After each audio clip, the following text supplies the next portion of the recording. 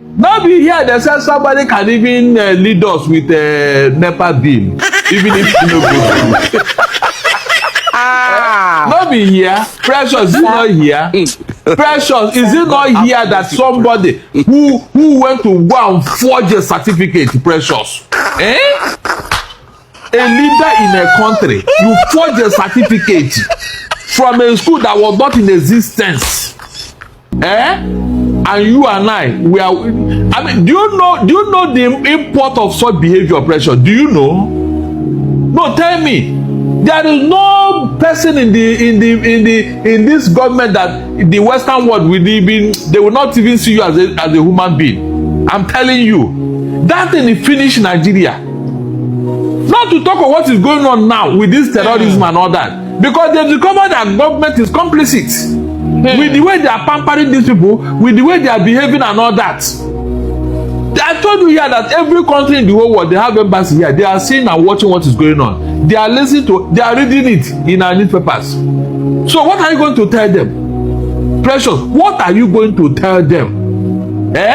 Bala Mohammed was speaking the other day. You heard what he said? That Fulani people, they don't forgive or forget. That wherever they go is their home. Anywhere a Fulani man goes is his home. So if a Fulani man enters your land, if Fulani man comes into your house, your house becomes their house. I said the man was saying this thing, that they are going to call an international meeting for all Fulanis so that they can resettle them. I said, look at a human being talking. Barrister, why are special treatment being given to certain people in this country? Why? I said, leave them there. Look, do you know why they are saying all this? We have no right reason up to this nonsense. I'm not joking. After you said the Igbo, that is one of the things that annoy us. That's why we want to leave Nigeria, because this nonsense is, in fact, it is unthinkable. You allow a particular ethnic that came from nowhere. They were not indigenous to Nigeria. They know their history. 1804, that was when they entered Nigeria and took over everything. The Fulani people? Yes, now. And they are now, look at it, somebody invited to come and eat. You now remove your hand from the plate and even carry the food. And that one even killed you and took over your home. So you invited him to come and eat, and nobody is ashamed to go into this system. Is that not enough for us to say, look, you people, you came here to cause mayhem, or you go back wherever you are coming from? It's not enough, Abi. You have allowed them to settle down and they are now become lord of the manor. Why is it that people are not willing to say this thing as it is? If it is the other way around, will they tolerate it? No, tell me. We have allowed these people to do whatever they like, say whatever they want to say with impunity and arrogance. That's because you and I, we have allowed it for a long time. For a long time. The day people will rise up to this nonsense, I hope they will wait to. I hope they will wait to face the consequences. The day people will rise up and say, look, enough is enough. Not this enough is enough, they are telling us now by lip service. No. When we say enough is enough, we make enough is enough. That day everybody will be on the run. That's the only way to settle this matter. Thinking that condemnation, press statement, meeting is a lie, because it has been going on. Since Obasanjo, look at Obasanjo 1999, he imposed the state of emergency in the same Plateau State because of this same killing. Let somebody come and tell me that a Fulani man need the whole Nigeria to rear his cattle. Let somebody come and tell me that. You mean with all the land in the north, they didn't see where to rear cattle? They didn't. They need to encroach in people's land, in people's farmland, in people's home, in people's villages to rear their cow. Can you just imagine deliberate deceit? Barrister, do you know that this does not even stop in rural areas, or it isn't particular about Plateau State and Brethren State. In Abuja, which is the federal capital territory, Barrister Dancing, we've seen cows roaming around the streets of Abuja. Cars have to stop for cows to pass. That is how it is. That is how bad it is in our capital territory, Barrister Darlington. And I saw a video, a statement by a Ghanaian politician saying that in Ghana, if they dare see cows roaming along the street, that they're going to give it up to people who are the needy. for them to eat. So why do we not have a stringent measures in Nigeria to curb these things? In Ghana, they went there to do this nonsense over there. This Mahamana in his first comment, that was when this thing happened. He drew a line and dared them to cross it. The court of Ghana ruled against them that they have no right to roam over the place. The IG of police in Ghana said, oh yeah, if you can shoot more than us, oh yeah, come out. Problem is with these things, these same Fulani herdsmen that are claiming to be so, they ran away from Ghana. I said they ran away. Those that remain now beg them to give them a land where they can rear their cattle. Ghana, our neighbor here. Our neighbor here. But in Nigeria, all right, Barrister, because we have allowed it. Before we wrap up, let's look at what the NLC is saying about unemployment in Nigeria. They're saying that the high rate of unemployment in the country has attributed to the escalating happenings around kidnapping, militancy, and all other social vices we have going on in the country. Do you share the same thought? I disagree. What is fueling this thing is what? Injustice. Simple. Injustice. Like what's going on in Rivers State now. Is it not injustice? If militancy starts there now, you say it's because of unemployment. How about kidnapping? How about kidnapping? It's all part of it now. It's all part of it. The society is unequally distributed. You know, yes, the resources of the state is unequally distributed. One man may have the whole money for a state in his pocket. Is that not unfairness? Is that not injustice? If this wealth is evenly distributed, people will have enough. They won't go into kidnapping for ransom. At least you are sure of 3 square meal a day. Just like in other climes.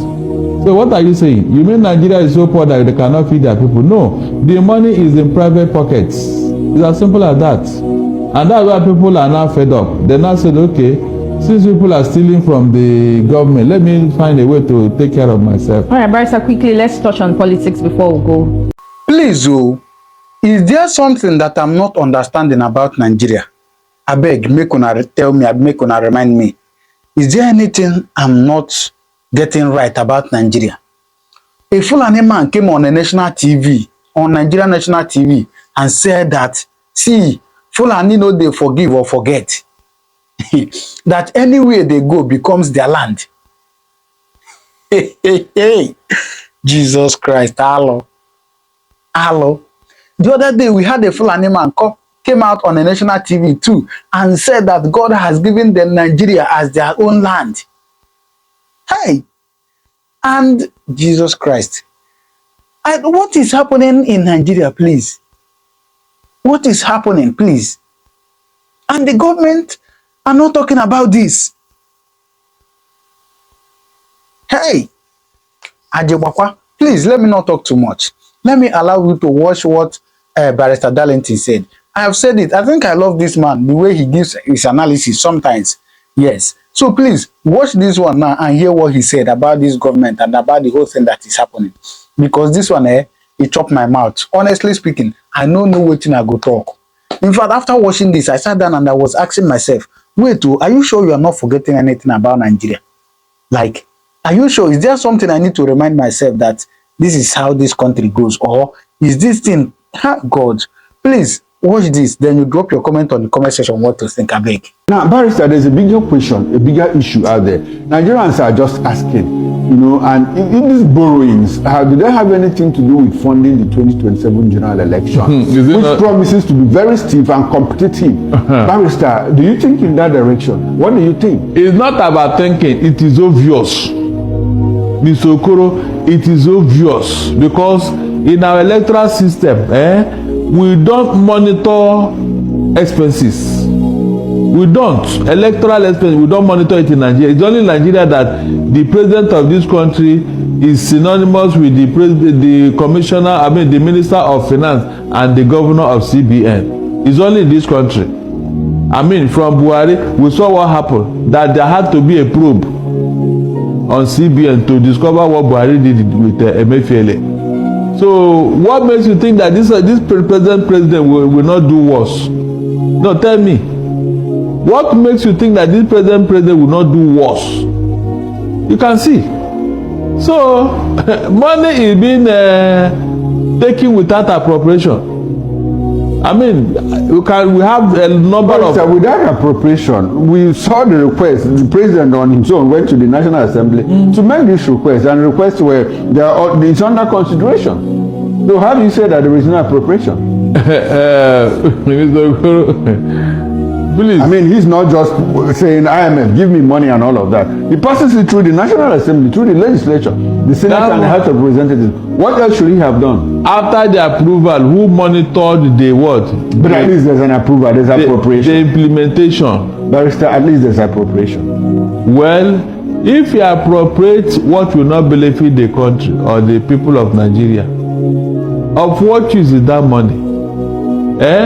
If you told me you are going to construct a road with a so amount of money, and I said, okay, fine, construction of road is okay. Oh yeah, go ahead, I'll take the money and now approve.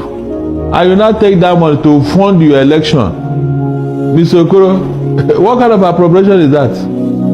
Have this National Assembly ever monitored what the executive are doing? Barrister, does it worry you that the National Assembly that we are talking about has never questioned any request made by the president? Oh, so you just questioned me now. Remember, you just questioned about appropriation. Those things are small. These are two different things. Yes, there's one thing for the president to, by executive fiat, borrow money. Is another for him to pass through that process. It is the process that we are questioning. Those ones are. Does it worry you that the National Assembly has never ever rejected any of these? It does not just worry me. It pains me. It pains me that we have a National Assembly that doesn't know their duty. It pains me so much. Look at all the way they approve money that this executive present to them without asking question. In a Senate claim, there should be detailed explanation and detailed monitoring of this money, because this is public funds. It's not your money. It's not your money, so it should be monitored to the last kobo. That is why you are heavily indebted, because most of this money, they are not tied to projects that will bring returns. It's mostly for what? Selfish pursuit, selfish interest. But Barrister, when you talk about not tied to project, the 21.5 billion naira, we understand, will be used to, aside from cushioning the adverse effect of the first subsidy removal, will also be used to pay off pension arrears owed pensioners in Nigeria. That's so now the question is, what happens to the contributory pension that people really sign on to? Thank God you are asking me this question. Mr. Okoro, the last time you and I checked, that money is over 23 trillion naira. That pension contributory pension fund, over 23 trillion. You mean when they borrowed it, they frittered away the money? They started thinking of borrowing that money when Fashola was the Minister of Works and all that. We kicked against it, say no, don't touch that money. I told the pensioners that if they take your money, don't come here and cry. Go to court and ask them not to touch that money. Now look at it, the money is gone. Mr. Okoro, that money is gone. That's why they had to go and borrow money. And the land is about 65 billion naira. Look at 65 billion and 20 trillion. Look at, it's not even up to 100 billion. No. So you want to go and borrow money to pay off that kind of minute debt. Meanwhile, the contributing pension is over 23. So where is the money? Mr. Okoro, we're supposed to ask Tinubu and this federal government, where is that pensioners' money? Where are they? You can see now. Barrister, should we ask former president? Must it be Tinubu? Was it under his watch that the 23 trillion was? Is APC administration? Okay. His APC, they should explain to us before they go and start borrowing money. How about President Jonathan? No, you can't mention. He was the one that set up that pension fund. He was the one. And he didn't borrow any money? He didn't, but no, he didn't. Okay. The money now grew to that amount I mentioned to you now. And APC, they don't want to see money anywhere. Whenever they see money, their eye will be popping out to go and steal it. They don't. Savings is not in their dictionary. Remember when this same Jonathan saved money in the sovereign wealth fund? It was APC that said, bring the money, share the money. You don't have any right to save federation account money. Today, look at where we are. There is something about this particular party and the way they behave. Their policies are upside down. They are not thinking of tomorrow, Mr. Okoro. That is why whenever I hear Tinubu say that he's doing all this for the future, I say, which future? The future that you have already frittered away. You have already frittered away the future of the youth with this debt you are piling on their head. I keep asking myself, you mean with all the resources Nigeria have, we cannot have a creative way of making money without borrowing money? This lackadaisical approach. We'll come to prescriptions. We'll come to prescriptions. Now, Barrister, how will the government borrow? Because in the $21.5 billion that was submitted, we saw some will I say funny, but some line items like borrowing to finance girl child education, borrowing for job creation, borrowing for community resilience and all of those things. Barrister, are you able to explain any of those things? How will you borrow money? Do you borrow money to create jobs? At least, are you going to build industries? Are you going to build factories or what? How are you going to borrow money to? Can you help us understand? When I told you that these guys are playing pranks with you, you didn't believe me, Abi. All this you mentioned, is it not pranks? Childish pranks for that matter. How can a government borrow money for this kind of frivolous project? I mean, frivolous project. Can you just imagine? Under your watch, 7.2 million businesses closed down in Nigeria. 7.2 million businesses. You know, as if they are operating on 50% or 40%. They just closed down completely. Close shop. Please, which amount of money will you borrow to revive those number of businesses? Which amount of money are you going to borrow? Instead of you to create a enabling environment that will make these businesses thrive. All these charges, all this power, most of them even close down because they can't pay electricity bill. And they don't have money to put on solar power like Afro Rock did. So these are the things that this government is supposed to be looking inward, thinking about it. But they want to go. That money will go into a bottomless pit. I'm not joking. You don't borrow money to operate in this type of environment. Remember when ASU told the federal government that you don't give a student loan in a battered economy? Is that not what they told the federal government? And that's a fact. It's not enough for you to say, go and pay school fees. Other things that follow the school fees income, what happened to them? They are not there. Feeding alone, feeding. That is why some people borrowed that money, but they couldn't continue their academic session. They couldn't. So what have you done? So what have you done? It's like somebody who went to the market, say you want to cook food for a family. He bought everything, came back to the house. Because of high cost of gas, he couldn't cook that soup. Of course, kerosene is not to the reach of anybody. Is that not that particular item that will make that food to be on your table for you to eat it? Meanwhile, it is not available.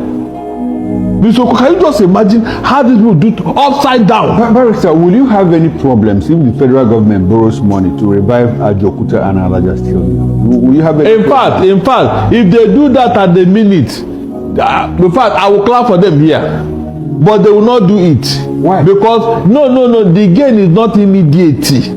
I said this government, they are very good. Borrow and share. If they tie that money to that Jokuta Steel complex, you know it's not a day matter. In fact, the reconstruction alone will take the administration, will take the lifespan of this administration. So they will not wait to collect the dividends. That is why such project they don't want to look into it, Mr. Okoro. Barrister, when you talk about borrow and share, this administration, the first thing they did when they came in was to borrow 200 billion naira. And another thing they did was, out of that 200 billion, they said, National Assembly members take 70 billion to retrofit your wardrobe. Exactly. Now, another one was like NJC, take $40 billion. Barrister, was that a warning? Was that a red flag? That is and it. Why didn't Nigeria? I cried out, I said it. In fact, I lamented about it. Mr. Okoro, on this particular media house, I said it, that this is trouble coming. And between then and now, how much has it has galloped?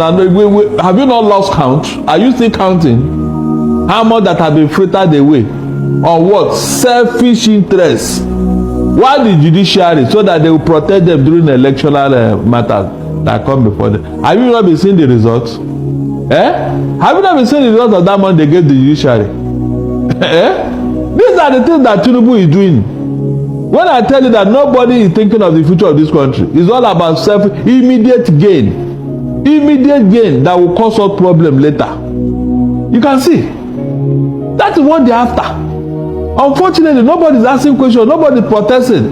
Whatever they tell you, you agree. You can have some people that celebrate that particular coastal road, and I'm telling you, Mr. Okoro, if you finish East-West Road that have been there from Obasanjo also, if you Tinubu finish that road today, whatever you want to do with this coastal road, that East-West Road will multiply it 100 times and provide it with whatever. What is ongoing on the East-West Road? What is ongoing, Abi? Yes, ongoing.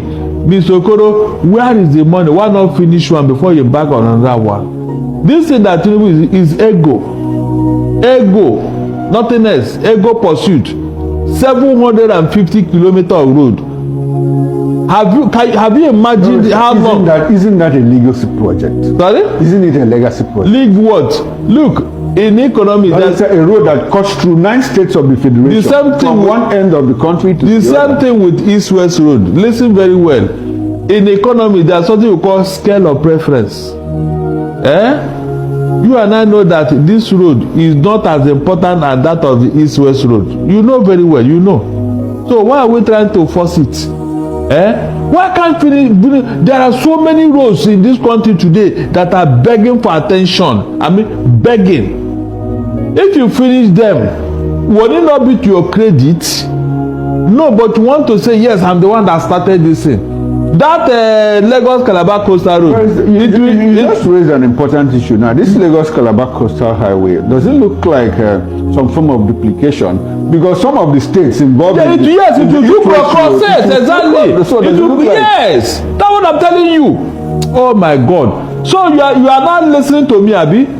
It will say cross the same states. You now ask yourself, what is the duplication all about?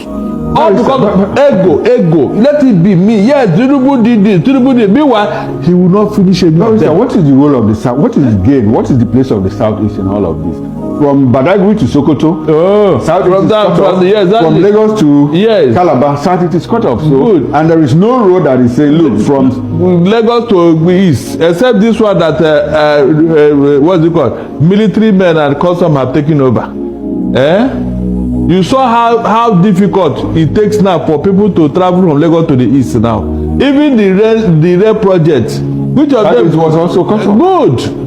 When you mention here, some gullible people will not even understand what we are saying. They say, yes. Does it have to do with the leadership of the South? It's because when we raise No. I'm sorry. When we raise the issue on the morning show, now Dele Fanimo, who comes from the Southwest, clearly said that, look, when Amaechi proposed the railroad that goes from the west to the east, that Ondo State was not part of it. And people of Ondo State, including himself, made presentations to the minister, and they had to reroute it to pass through Ondo State. In all of this, have you seen Southeast leaders go to the federal government to say, look, why are you cutting us off? Has that happened? Mr. Okoro, they have. Okay. Even the gas pipeline, remember, they equally have. They are putting up a presentation, but because of the way they have seen the Southeast from the creation of this contraction called Nigeria. So it's more like you are saying it's intentional. It's deliberate. Mr. Okoro, deliberate. Look at Nnamdi Kanu. Anything that has to do with that, don't you see how they handle it? No, tell me. Is there anything we have not done concerning Nnamdi Kanu? No, tell me. Our leaders. Is there any from Buhari to Tinubu? Is there any presentation we have not made? All right, Barrister, we are questioning. All right, so you have seen it. Hey. Chukwudu, please do well to drop your comment on the comment section what you think. I beg. Thank you very much. I will see you in my next video. Thank you and God bless you.